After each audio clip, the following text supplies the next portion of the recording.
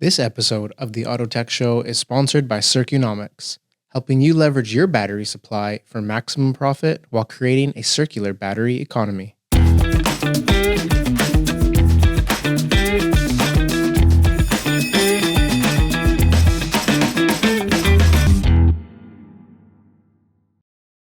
Hello and welcome everyone to another great episode of the Auto Tech Show, coming to you from the Move London show. My name is Mark Babin, and it's great to have you with me for the show today. As the EV revolution charges ahead, the automotive industry faces a critical challenge: the battery. In this episode, we welcome back to the show Circunomics as we talk to them about the hidden barriers to sustainable battery use. From short-sighted manufacturing practices to the lack of transparency around battery health data, we'll explore why the future of circularity depends not just on technology, but also on regulation that rewards repairability, data access, and second life innovation. And to bring us insight on this topic, a first-time welcome to Sebastian Bujnoch. With more than 15 years of general management in the automotive and consumer electronics industry, he is passionate about creating closed-loop systems that achieve true product circularity and reduce environmental impact. Sebastian, welcome to the show. Thanks so much for your time. I know it's a busy week about to kick off here in London. I appreciate the time today, and I know we're going to get into a lot of interesting stuff. So again, thanks for being here. Thanks for having me, Mark. I'm looking forward to it.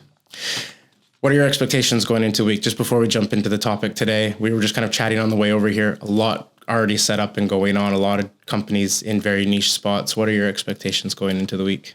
For Move specifically, I'm actually looking forward to see what the traditional companies are doing, like a Bosch, for example. Yeah. And also what kind of new companies are there? What kind of new business innovations they bring to the table? For example, when you're looking at battery energy storage systems, a few years ago, I was not aware what an optimizer is, someone who optimizes revenue from a big battery. And now we have a few companies popping up there. Yeah. So I'm really looking forward to see what kind of new innovation are happening there. Especially given all the changes going on in the global economy and different compliances in different parts of the world. It's interesting to see how everyone's reacting to that in real time. So I think that'll be nice to see on the show floor as well. Absolutely. You have the compliance issue, then you have the whole trade war issue with the US and China, which will probably affect the whole industry as well. So we live in exciting times, that's for sure. Yeah, absolutely. There's lots going on. Let's get into the talk today. Obviously, talking a lot about this circular economy as a big subject right now. It's coming up a lot in conversation. When we look at EV batteries in general, why are they becoming increasingly complex to remove, repair, or even repurpose? It's basically a question of product design. So if we looked at the old EV batteries like a BMW i3, they were easily to repair, right? You had a battery pack, and then you open the pack, you have smaller modules, and then you could basically exchange those modules. And you could also open the pack, right? There were screws where you could open it. And that is sort of changing. And that depends on the manufacturer. There are some manufacturers who are still committed to circularity and basically repairability. Stellantis, for example, that said all of their battery packs are repairable. But you also see other manufacturers that take a different approach. For example, cell-to-pack technology. Most Chinese companies, also Tesla, where the focus is, I want to maximize the capacity of my battery. So remove the modules. I do a cell-to-pack technology, and I put loads of glue on top. Right? So you can't really open the pack anymore. Right. And that, of course, limits you. You could still repurpose the entire pack, but you can't really open the battery anymore and repair it. Like you would used to, or with some brands, as you mentioned. Exactly, yeah. Interesting. Then I guess thinking about it in that way, from what used to be, we mentioned that older style BMW being much more easy to access and the newer cars obviously being more complex. Can we draw a parallel to other industries? Thinking of cell phones, for example, where an old Nokia, you just pop the battery in and out. Nowadays with iPhones and the Samsungs, you can't. Can we draw a parallel and kind of get an impression of where the industry is going? Or do you think it's going to be different? What are your thoughts on looking in that way? Yeah, I mean, if I look at traditional industries like consumer electronics, we've seen similar stuff, right? Where basically, when we were young, we were able to basically take apart our CD players with a bunch of screws. Nowadays, everything is glued together and you can't really access it anymore.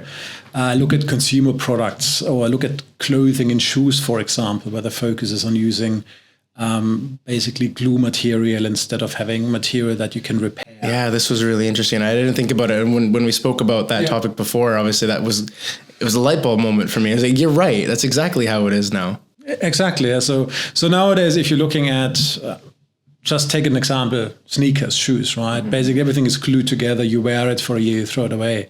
100 years ago, you had leather shoes, but basically stitched in order that you could repair them. So there's been this shift in our society away from I invest in a product to I consume it. And then I don't really care anymore whether I can repair it, because I know, well, I drive it or I use it for a number of years and then I come to the next one. So then how does that then relate to this whole circular economy? Obviously with the vehicle, is it because it's such a high-end product and such an expensive item that we need to think about it differently in that case? We can't follow that traditional consumer good trend. Absolutely, especially if you think about how much energy a battery production consumes, right? It doesn't really make sense having a car battery and then once it hits 90% state of health or 80% state of health, meaning that the range you get out of this battery is not enough for the car user, then you throw away the battery, put it to recycling. I mean, it still has purpose in other applications. So it really makes sense to rethink this whole industry and see how we can maximize the life cycles of these batteries. Is it a big rethink then, or is there a path? Like, do you see a clear path to success, or is it really, it's going to take a lot of elements and a lot of disruption to make it happen? I think it's taking a lot of elements for that to happen. I agree. On the regulatory framework, on the design framework, but also on basically investors, right, who are investing in batteries need to rethink their approach. So there are basically multiple of challenges we need to solve for that to really, really grow. And really show that true value and that true purpose of having that second and third life with these vehicles as well. Absolutely. I know big talk is the value of these vehicles. And once you get to this point where it's, 40, 50, 60, 70,000 miles, the resale value is going to drop because you can't replace, or it's going to be extremely expensive. So that car then goes to the dump. Well, yeah. Traditionally, the way it is now, basically. Yes, yeah. So that needs to shift to have more adoption, I guess, as well. Absolutely, yeah. I want to jump into the topic of data a little bit, because this was interesting when we spoke about this before as well. This lockdown everyone keeps, and all the manufacturers keep on their battery health data, like all these points. It's so siloed and it's so kept confidential. Who benefits when we look at that? Who benefits from keeping this information so protected? It seems like the obvious choice would be to share information so we can achieve these goals. So who benefits from keeping all these tightly locked data points? Well, that's a good question. I often have the impression that especially traditional car companies are a bit scared of sharing data. Interesting. Okay. Because, this whole move to electric vehicles, to a totally different kind of system compared to what they've done for 100 years is very new to them, and they don't want to share the data. It's also related to quality and etc. Right? But you're totally right. For this whole circular economy to work, we really need the battery data, because with that battery data, we can figure out how good or how bad is a battery, and is there actually a second life possibility. So we need to have access to the data. And there are different companies having different approaches. For example, for Tesla, you can buy all that data. Yeah, so Tesla is very open. They give that data to you if you pay. Other companies give you some data. And then there are some companies that just say, no, we're not sharing anything. It's interesting that they're with the same type of information that some companies are so tight. Do you think there's more behind that? Maybe they have some innovation points they don't want to share? I think it's really that they're a bit afraid. And that's because the thing is, especially if you're looking at the European OEMs, they don't produce their own batteries, right? They all get them from the usual battery suppliers, CATL and LG and so on. So they're just not used to sharing a lot of information, I guess. It's also a bit of the difference between, having a hardware product company versus having a software company. In software, you're more used to sharing stuff, right? You have APIs where you can share information with other platforms. You collaborate more. In the hardware world, that hasn't been the case. Tying this point in then to one you brought up earlier, and we spoke about that first life, second life. What's the risk of only, like from a manufacturer's perspective, what's the risk that they face by only focusing on that first life element of the battery? Is there opportunities that we're missing? Are there gaps that just aren't being presented to them to maybe focus on that second life a little bit more and then complete that circularity?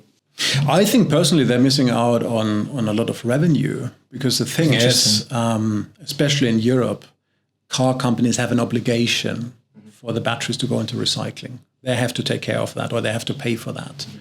So if you have a car that is end of the first life, what you could do is you could take out the battery and then give it to your recycler for recycling. But what you could also do is you could sell it for second life, or you could rent it out for second life, whatever you want to do, generate a bit of extra income a few years, and then put it into recycling. So you push down the recycling obligation for a number of years and ideally make some extra money during that time. So I think they have to rethink that. It's an additional income for them. I guess you are having a lot of the conversations with these players and everyone that's sort of involved in this, in that case. Are they open to this concept when you have these conversations? Are they very much, it's not the right time, it's not for us, or are they receptive? It's a very good question. It really depends on the company. Interesting. Still. It really is. So there's no trend at the moment. It's still too young. We have companies, I have to say the French companies especially, they're more open to that, to these discussions. The German companies, they're very close-knit. They don't want to really do it. And with Tesla, I mean, they do their whole battery thing themselves, right? So they don't talk to you, because whatever they do with those batteries, we don't know. They're going to manage it on their own. They manage it on their own because they're actually a battery company. They came from that space. And the same with the Chinese car companies. They were all producers before. Yeah, and of course, the Chinese especially, they want to get the raw materials back, right? So they're really big on the circular economy, but with a focus only on recycling. Yeah, and what we don't want to see is that fad of circularity fade out because of the focus is too high.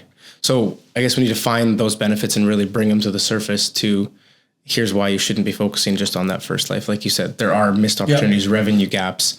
Is it an education point of view then? Are you going into these conversations and educating? Do they already know this and they just don't care?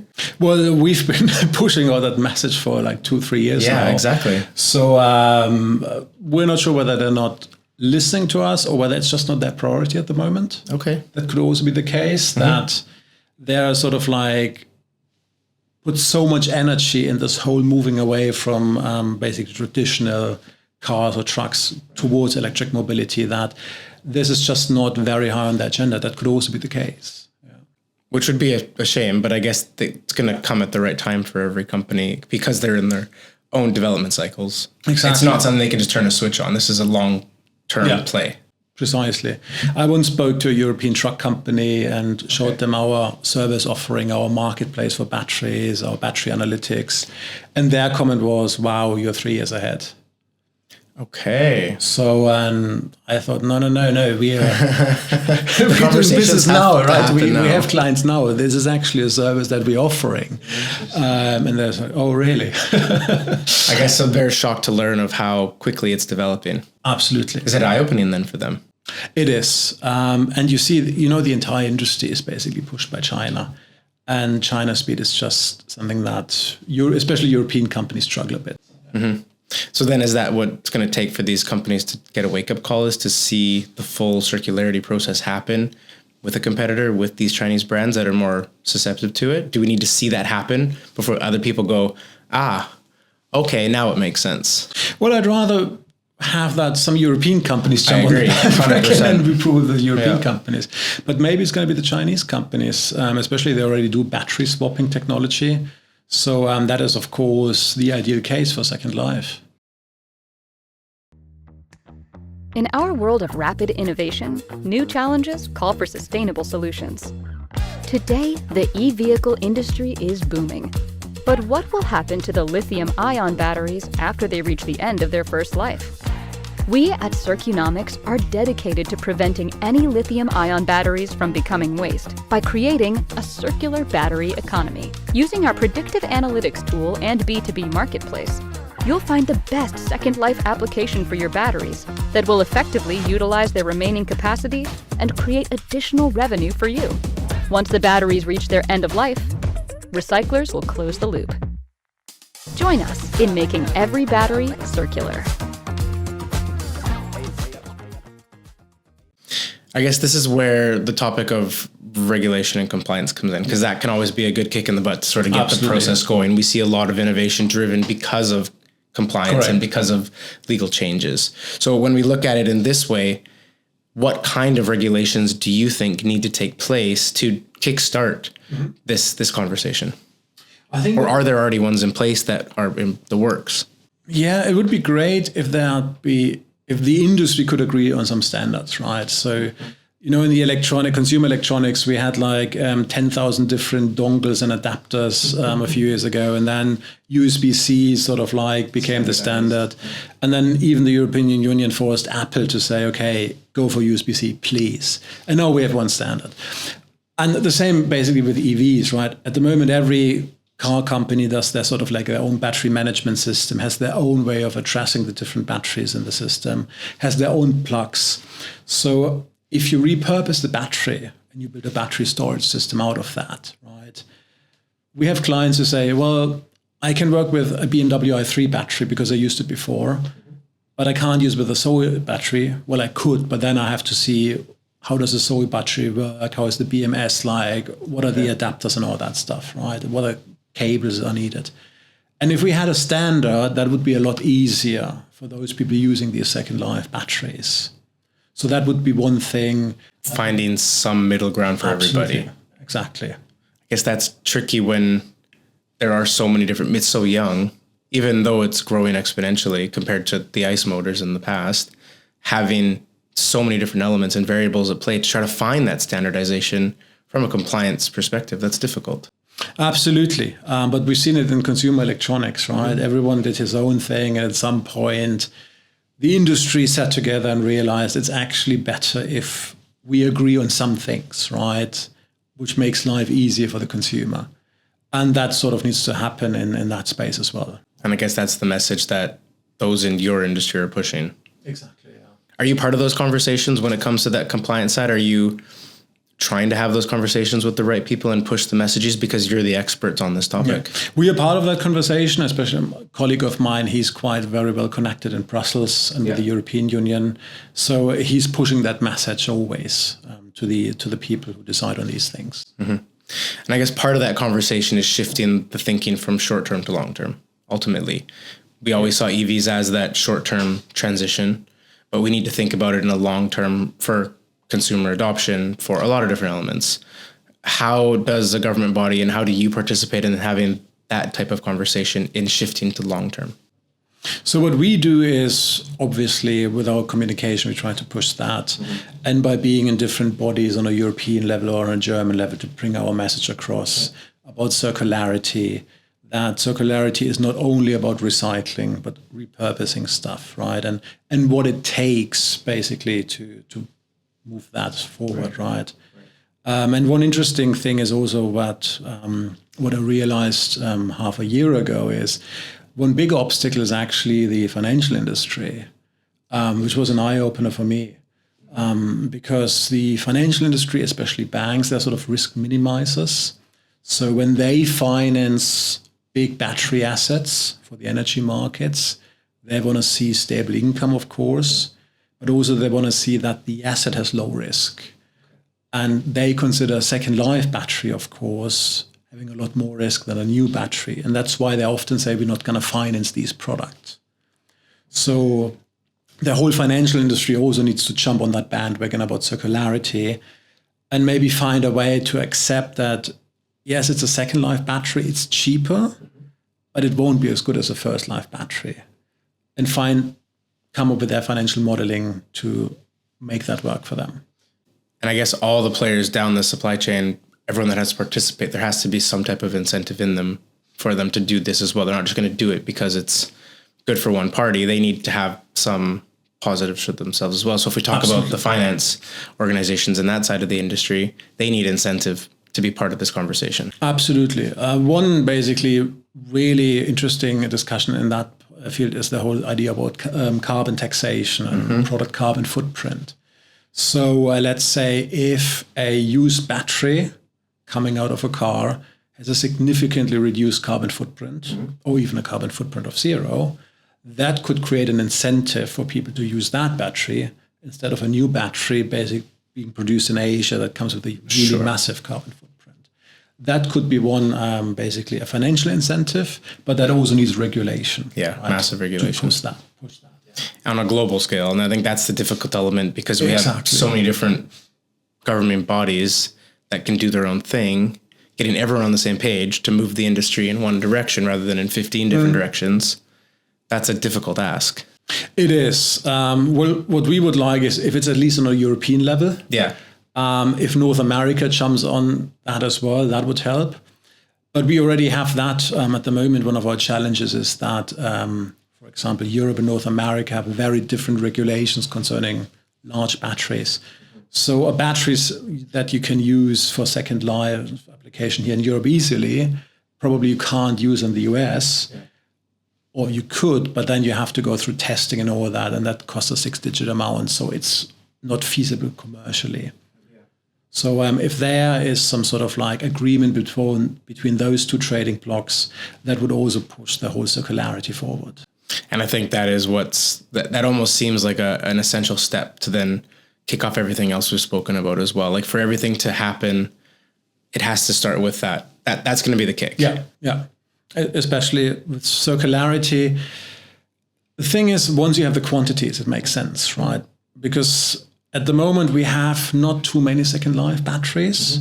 Once that number is going up and you have the relevant regulation, then it really becomes a business case. Yeah, we start to see that long-term adoption as well from a consumer perspective, because there's a lot of EVs on the road, but they're all living on that first life. Exactly. I mean, most of them, like 95% of them at least, probably. So if we want to see these EVs continue to come and not have to create new batteries all the time from a sustainability topic, it's also super relevant. So it seems like lots of elements at play. But clearly, absolutely, you come to shows like this, I think we have to just touch on that as well. That's where these conversations happen, right? I've never seen an industry sort of as collaborative as at the shows in the recent years, where everyone seems to come together and want to have these talks.